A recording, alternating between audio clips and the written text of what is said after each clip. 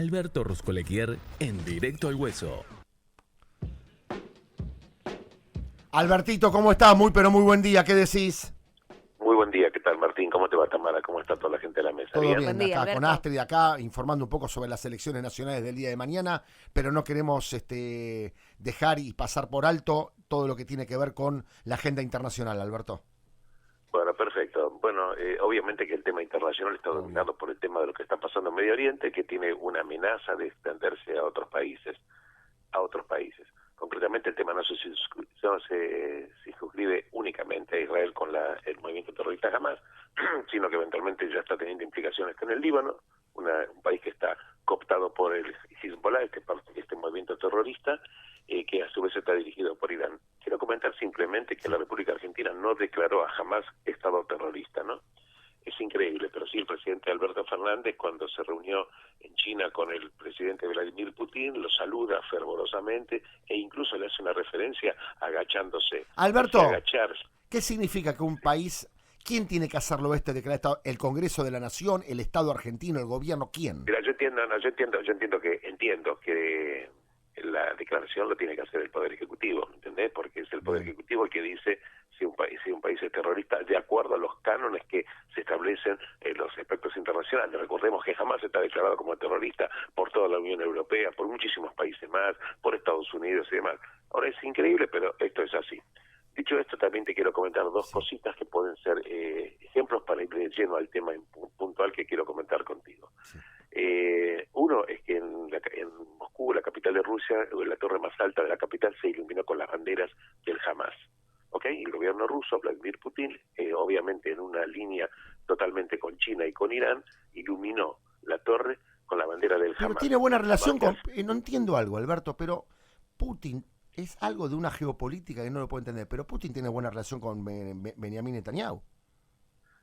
Una cosa es tener buena relación a nivel personal y otra cosa es la relación geopolítica. Rusia necesita a China. China se transformó, yo te lo dije, en el ladero.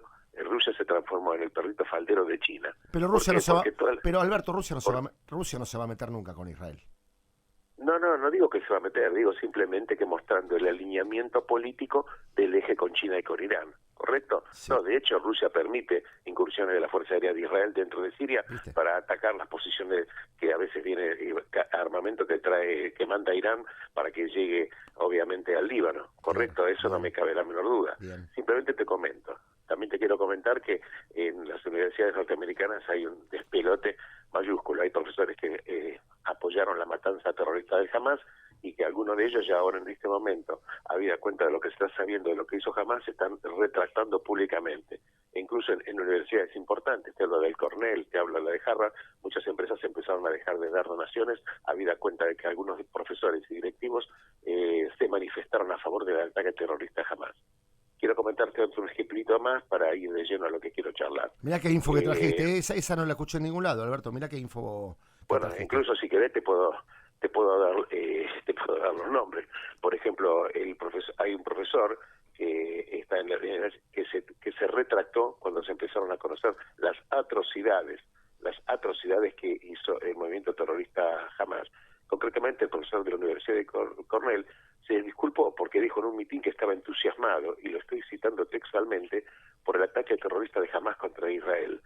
No fue el único, y dijo el por qué estaba entusiasmado, pero posteriormente se empezó a disculpar. No sabemos si porque la Universidad de Cornell se sintió asqueada, o porque cuando él empezó a ver lo que había hecho Hamas en los territorios, la verdad que se hizo disculpas públicas. No es el único caso del profesor. Te quiero comentar que en Estados Unidos, muchísimas universidades importantes de Estados Unidos, muchísimos estudiantes apoyan el ataque terrorista de Hamas, en una tradición siempre totalmente antisionista y antisemita que tienen.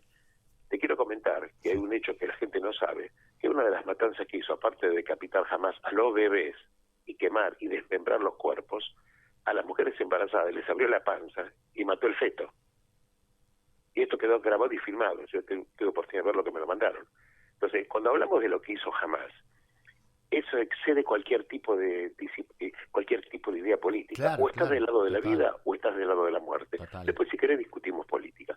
Dicho esto, te quiero comentar que la novedad de ayer, por supuesto, que se la noticia de que dos ciudadanas norteamericanas, judías que estaban visitando a la familia de Israel, que habían sido secuestradas el 7 de octubre en el ataque terrorista de Hamas, finalmente por intermedio... ¿Eran judías o eran dos americanas que estaban en Israel?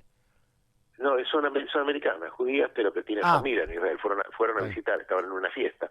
Y bueno, justo estaban en un kibutz y cuando vino el ataque las secuestraron y las llevaron. La mediación de Qatar, presionada por Estados Unidos, que entiendo yo que una de las consecuencias visibles de la visita de Biden, logró que a las 24 horas estas dos personas fueran finalmente liberadas, ya están en Israel y bueno, obviamente van a volver a Chicago, Illinois, donde ellas viven. La verdad es que si el mundo cree, claro, el mundo empezó, esto por supuesto que es una noticia auspiciosa. La pregunta ahora dice, bueno, esto va a ser una política de empezar a liberar rehenes. No va a ser una política de jamás de liberar a rehenes, porque finalmente los rehenes son la carta de negociación absolutamente del Hamas. Alberto, hay muchos rehenes argentinos, ¿eh? Claro, obviamente, perdón, ya hay 8 argentinos muertos y hablan de 15 secuestrados. ¿Correcto? Incluso no se sabe exactamente la cantidad de secuestrados porque no se sabe exactamente los nombres. Por ejemplo, hace 48 horas, dentro de la ciudad de Beersheba, el ejército israelí encontró a 4 terroristas que estaban escondidos, que habían entrado por la franja de Gaza el 7 de octubre. Finalmente los encontraron ahí, o sea que entraron más de 2.000 terroristas a Israel. Algunos de ellos están todavía infiltrados dentro de Israel, escondidos, y eso también se está haciendo la búsqueda casa por casa. Te quiero comentar cuál fue el objetivo del ataque de Hamas. ¿Cuál fue el objetivo? ¿El Hamas acaso no preveía de que la respuesta a Israel iba a ser devastadora, como ya empezó a hacer, y todavía no hemos visto lo que va a quedar de Gaza? Obviamente que ellos lo sabían, obviamente que mayor cantidad de palestinos muertos para ellos le trae un rédito, porque luego dicen que bueno, que Israel es genocida, que Israel mata, que Israel asesina. Pero básicamente lo que el Hamas no quería era lo que estaba sucediendo en los últimos años, muy especialmente a partir del septiembre del 2020. ¿Qué sucedió? Los acuerdos de Abraham.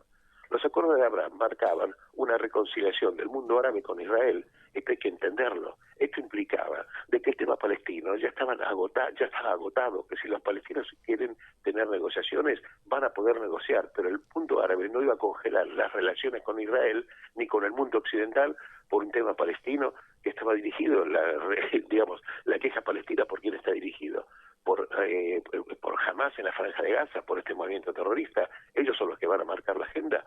Y en segunda instancia, el acuerdo que iba a ser anunciado con Arabia Saudita era fundamental, Martín. En Arabia Saudita están los lugares sagrados del Islam.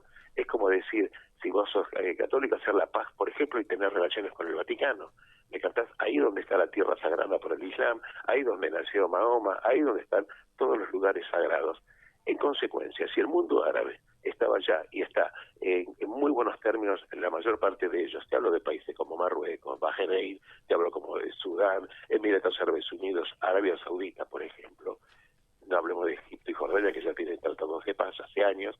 Esto implicaba, ¿qué cosa? Estos acuerdos de paz implicaban que decirle, señores, jamás ustedes tienen en la Carta Orgánica del 18 de agosto del año 1988 destruir el Estado de Israel y no negociar. Esto lo dice la Carta Fundamental de Hamas, la cito textualmente, por eso incluso te pedí la fecha, 18 de agosto de 1988. Pero lo que están haciendo los países árabes era directamente tirar a la basura la constitución de Hamas, diciendo, ustedes sigan por su lado, nosotros hacemos negociaciones con Israel, hacemos tratados de paz, estamos en buenos términos, queremos un Medio Oriente diferente. Esto implicaba dejar prácticamente desaparecido el movimiento Hamas en cuanto a una organización que quería lograr sus objetivos. Irán también quedaría aislado. Absolutamente, porque esto implicaba un eje muy fuerte. Y fundamentalmente, el caso de Arabia Saudita era fundamental, porque más allá de los lugares sagrados, que son básicos, Arabia Saudita iba a hacer un tratado con Israel para formar un frente tecnológico, Israel, y financiero enorme, que es Arabia Saudita. ¿Por qué? Porque el enemigo histórico de Arabia Saudita es histórico, es Irán, por motivos que ahora no tengo tiempo para explicártelo, pero te diría, esa lucha entre el sunismo y el chiismo es irreconciliable, a punto tal de que muchos clérigos sunitas dijeron, y lo cito textualmente, que el chiismo es la sífilis del Islam. Te repito, muchos clérigos sunitas dijeron que y Un del día me Irán. vas a contar de chiitas y sunitas, que es muy interesante cómo se divide cómo no, el el mundo próximo- árabe, para que el lo... próximo- Es bueno. Tenés que venir, cuando puedas venir, así hacemos un programa especial sobre estos temas, porque la gente tiene que estar enterada de shiismo, sunismo. Absolutamente, absolutamente. Y a otra cosa que siempre me contás y decirlo rápido, porque me tengo que ir a la tanda. Irán no son árabes. No, Irán, por supuesto. Irán es la continuación del imperio, de lo que era el imperio persa. No son árabes, así como los turcos tampoco son árabes. Repito, dentro del Islam, hablemos de, no sé, se dice hoy que son 1.800, 1.900 millones de islámicos en el mundo. ¿Ok? Estamos teniendo una idea de cantidad, 1.800, 1.900 millones, ¿eh? Estamos hablando de, no es poca cosa, estamos hablando de más del 20% de la población del mundo, son islámicos. Pero dentro del Islam, los árabes son solamente el 20%. O sea, el 80% de los islámicos no son árabes. Bien. No son árabes. Bien. Ser árabe es una etnia. Ser islámico es profesar una fe religiosa. Claro. Por ejemplo. ¿Y qué son los turcos y los iraníes? ¿Qué son? ¿Qué etnia? No, los turcos son otomanos, los iraníes son persas. Bien. Por ejemplo, en Malasia tenés es un país islámico y no son árabes. Indonesia es el país con mayor cantidad de islámicos en el mundo, no son árabes. ¿Me entendés? Es un país que Siria, Egipto, Jordania, los que vienen del Líbano, son árabes. Siria, Egipto, Jordania son árabes, porque la gente en Siria asocia a esos países como, obviamente Arabia Saudita es árabe, obviamente si los sirios son árabes, obviamente los jordanos son árabes. La gente asocia que eso es todo el Islam. No, el 80% del Islam no tiene que ver con los árabes, tiene que ver con la fe. ¿Okay? Te vas a la tanda y creo que te he servido la mesa. Interesante para seguir todos estos temas, Alberto. Espera, no podés cortar, podés cortar una más cortita, te la quiere hacer Tamara antes que te vayas, Alberto. Alberto, Pero, ¿cómo no? esta semana, sentimos el conflicto mucho más de cerca acá en la República Argentina, en Buenos Aires, porque hubieron amenazas de bomba tanto en la Embajada de Israel como en la Embajada de Estados Unidos. ¿Qué tenemos que esperar acá en la sociedad argentina con respecto a este conflicto? Bueno, esto es la aparición permanente de siempre este tipo de hedores subhumanos, pero también hay que tener con mucha atención. ¿Por qué? Cortita y al pie te la dejo. Irán realizó 2 atentados en la República Argentina. 1982, Embajada de Israel. 1984, la AMIA. ¿Ok?